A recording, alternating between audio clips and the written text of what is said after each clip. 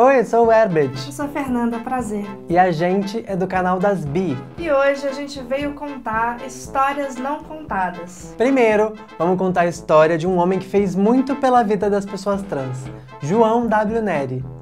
Ele é um homem trans, o que significa que quando ele nasceu foi atribuído a ele o gênero feminino. Mas aí, com o decorrer dos anos, ele foi se reconhecendo como homem, que ele sempre foi. João teve uma infância triste por ser um menino tratado como menina.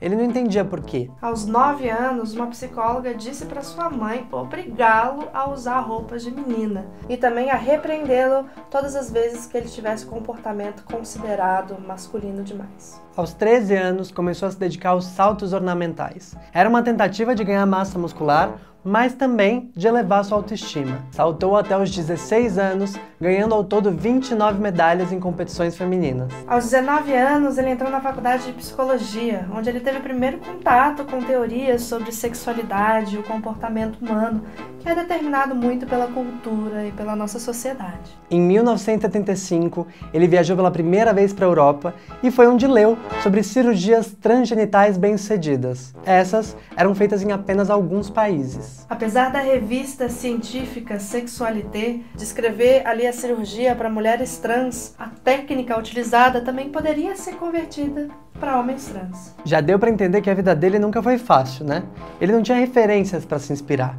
Ficou conhecido como o primeiro caso no Brasil de um homem trans que se submeteu à cirurgia de redesignação de gênero em 1977. A cirurgia foi feita de maneira clandestina em uma clínica em São Paulo, sem nem ficha médica. De acordo com o João, ele tinha 24 horas para sair, sem saber se estava tudo costurado ou não. Ou seja, com nenhum tempo de recuperação. Ele foi cobaia para tratamentos hormonais, já que no Brasil não havia nem protocolos e nem estudos a respeito dos efeitos colaterais. Aos 27 anos, ele teve que mentir a sua idade para pedir novos documentos com o seu nome social. Ele falou que tinha 18 anos, logo na sua documentação ele tinha 9 anos a menos do que a sua idade real. A partir daí, ele foi obrigado a viver de forma clandestina. Teve o seu diploma de psicologia invalidado, já que era tudo feito com seu nome de batismo. Com o passar dos anos, ele lutou muito para conquistar os seus direitos básicos. Foi casado 4 vezes e assumiu um filho de um caso extraconjugal no seu 3º casamento. E apesar de ter sido criado por um pai trans, brincando de boneca e com muito afeto e carinho, pasmem, ele se tornou um homem hétero e cis. Olha só. Hoje ele é consagrado como escritor, mestre em psicologia da educação e militante LGBTI. Ao todo, ele escreveu 4 livros. Erro de Pessoa, Joana ou João, foi lançado em 84. Viagem Solitária, Memórias de um Transsexual 30 anos depois, foi lançado em 2011. Vidas Trans, A Coragem de Existir, foi escrito em parceria com outras pessoas trans de uma geração mais nova e foi lançado em 2017. O último, Velhice Transviada, fala sobre ele ser um homem trans mais velho, além de conter depoimentos de pessoas trans idosas. Infelizmente, esse título não foi publicado. Ele morreu em outubro de 2018 e a última mensagem que ele deixou nas suas redes sociais foi inspiradora. Façam grupos, ampliem a rede, se orgulhem de ser trans. Faremos um novo mundo.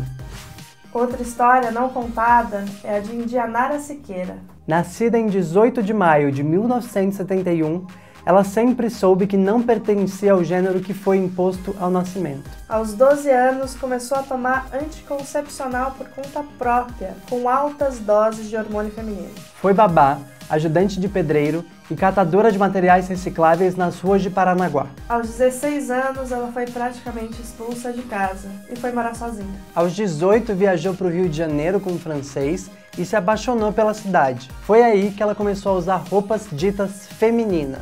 Mas ela acabou indo para São Paulo, capital, onde acabou vivendo a violência diariamente. Foi estuprada por policiais em uma batida policial na pensão/hotel que vivia. O dinheiro acabou, ela dormia na rua e se alimentava com as comidas que caíam dos caminhões que abasteciam o mercado de São Paulo. Dormindo na rua, ela conheceu as travestis putas que a acolheram e cederam um poste para ela trabalhar. De maceira e pizzaiola, ela se tornou puta. Quase todos os dias, elas eram presas e apanhavam da polícia. A expectativa de vida de uma travesti ou mulher trans naquela época era só de 25 anos. A AIDS chegou E naquela época, ela morava em Santos, conhecida como a capital da AIDS. Em 1995, ela se tornou presidente e fundadora do Grupo Filadélfia de Travestis e Liberados da Baixada Santista. De 1996 a 1998, ela morou entre São Paulo e Rio de Janeiro. Em 1997, em conjunto com a Casa de Apoio Brenda Lee, ela ajudou a organizar o 5º Encontro Nacional de Travestis e Liberados, com 280 participantes, e também marcharam pela diversidade na cidade de São Paulo. Toda a sua luta incomodou muita gente, e a constante denúncia de violência policial fez com que ela tivesse que sair do país para sobreviver. Em 1999, ela estava na Suíça, trabalhando como puta. E, além de trabalhar como puta, ela também alugava quartos para outras colegas, para poder garantir a sua segurança. O que, de acordo com a lei do país, tornava ela uma criminosa, por ser cafetina. Ela acabou fugindo de um país para o outro na Europa, mas acabou sendo presa na França, onde ficou na cadeia durante 2 anos e meio. Quando saiu, foi deportada para o Brasil, onde continuou lutando pelo direito das putas e das travestis. Um caso muito interessante aconteceu em 2013, quando ela participou da Marcha das Vadias. Ela tirou a blusa e foi presa por atentado ao pudor. Na época, a justiça se recusava a tratá-la como mulher. Ou seja, o processo foi arquivado inúmeras vezes, porque para condená-la, a justiça tinha que admitir que ela era uma mulher, porque homens podem andar sem camisa sem problema. A sua luta pelas putas e travestis foi essencial. Esse ano, o documentário Indianara Siqueira teve 3 sessões lotadas no Festival de Cannes, além de fechar contratos para o circuito comercial. Ela é fundadora da Casa NEM, que acolhe jovens LGBTI em vulnerabilidade lá no Rio de Janeiro. A sua história foi assistida por muita gente, e se depender dela, ela vai ganhar o mundo.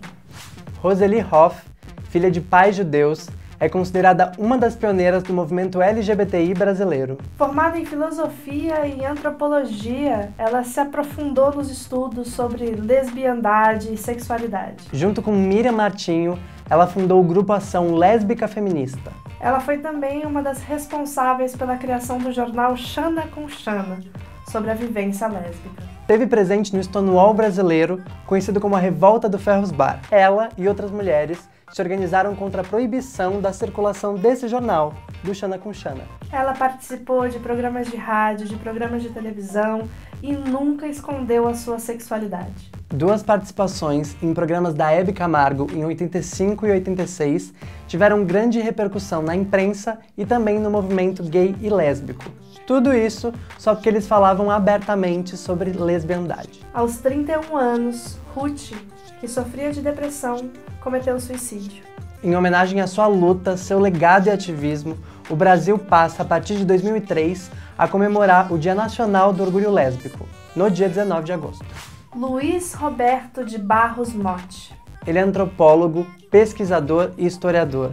É um dos mais conhecidos ativistas pelos direitos civis LGBTI. Foi considerado um dos gays mais poderosos do mundo, de acordo com uma revista americana, Wink. Nasceu em São Paulo em 1946. Estudou em um seminário dominicano em Juiz de Fora. Formou-se em Ciências Sociais pela USP. Possui mestrado em Etnologia em Sorbonne. E doutorado em Antropologia pela Unicamp. Revelou a sua orientação sexual em 1977. Luiz Motti, como é conhecido, é fundador do Grupo Gay da Bahia, uma das principais instituições que luta pelos direitos LGBTI aqui no Brasil. Fundada em 1980, é a associação pelos direitos LGBTI mais antiga ainda em atividade no Brasil. O Grupo Gay da Bahia declara ter 3 objetivos: lutar contra a homo-lesbo-transfobia, denunciando toda e qualquer forma de preconceito contra os LGBTI.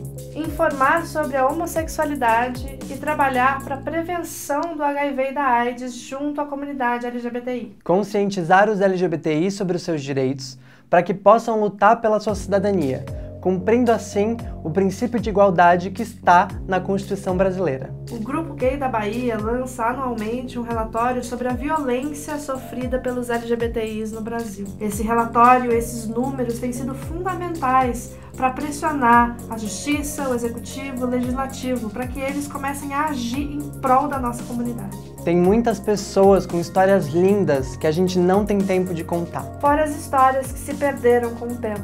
Se você conhece alguma história, coloca aqui nos comentários. Vamos espalhar elas por aí. Lá no canal das Bi, a gente sempre tenta trazer vozes novas e histórias novas para compartilhar, então a gente se vê por lá também. O mês do orgulho LGBTI é um bom ponto de partida para a gente se orgulhar e compartilhar essas histórias pelo resto do ano todo.